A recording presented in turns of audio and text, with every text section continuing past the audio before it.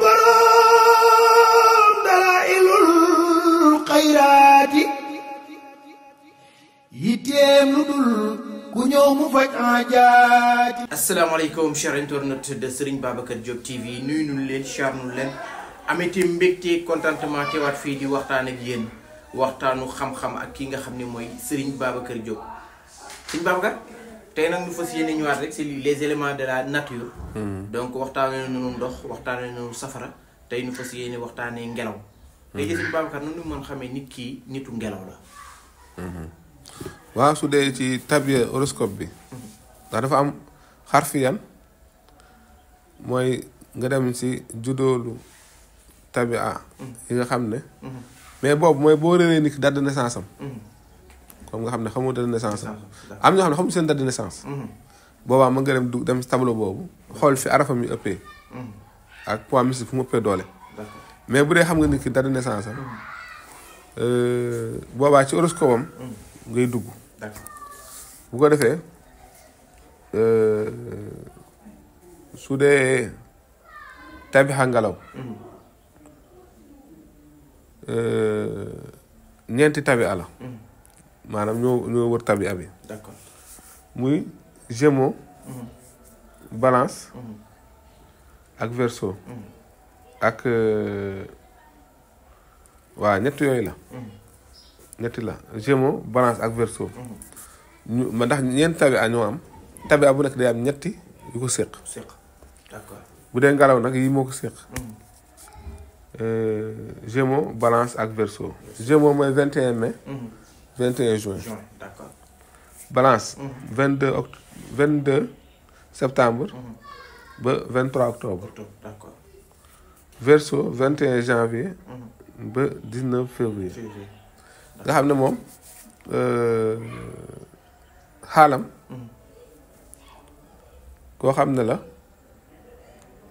dafay gaaw a jaxasoo waaw ñaaree sax du nekk koo xam ne boppam day toog boo gisee ni ku pensif lay doon ku mën a xalaat d'accord ba pare dafay désordonné day débordé daal te it ku tabe lay doon d'accord ku mën a muñ lay doon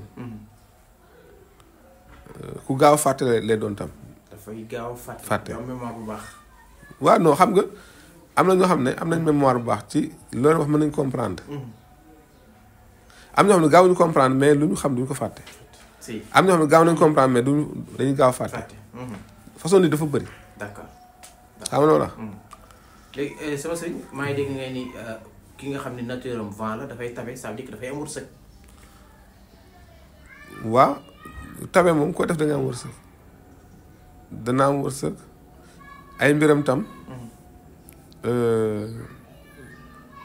maanaam lu muy am daf koy bett d'accord lu muy am daf koy bett te dafay bëri lu ñu koy wor d'accord day bëri lu ñu koy wor day nekk tam nit koo xamante ne maanaam kenn du ko mën a catégorifier maanaam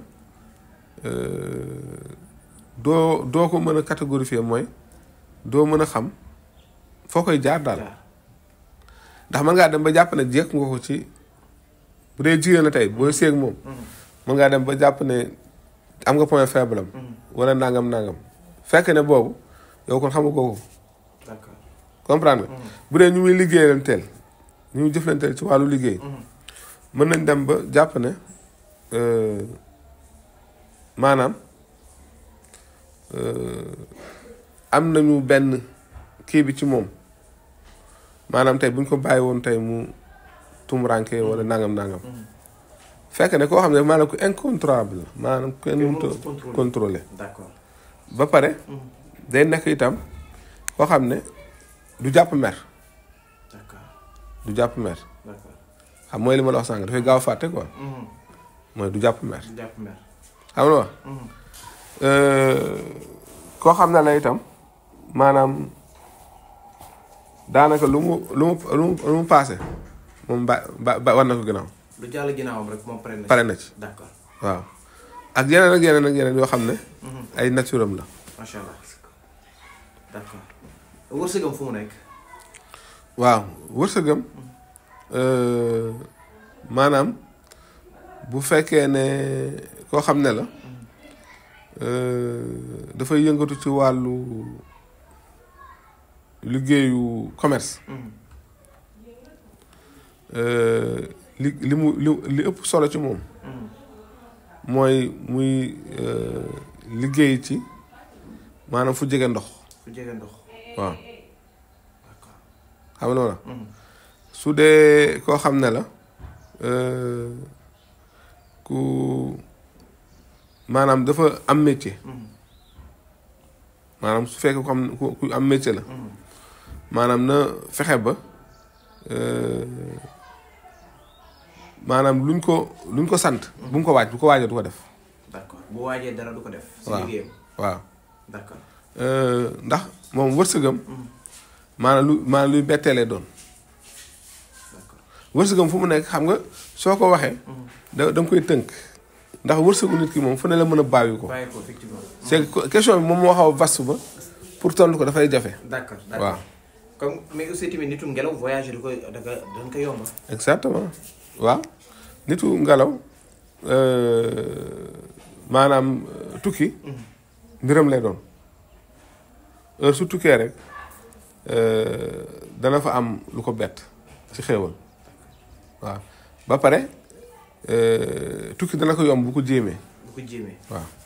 moo di boroom dalaa'ilul xayraati yitteem lu dul ku ñëw mu faj aajaati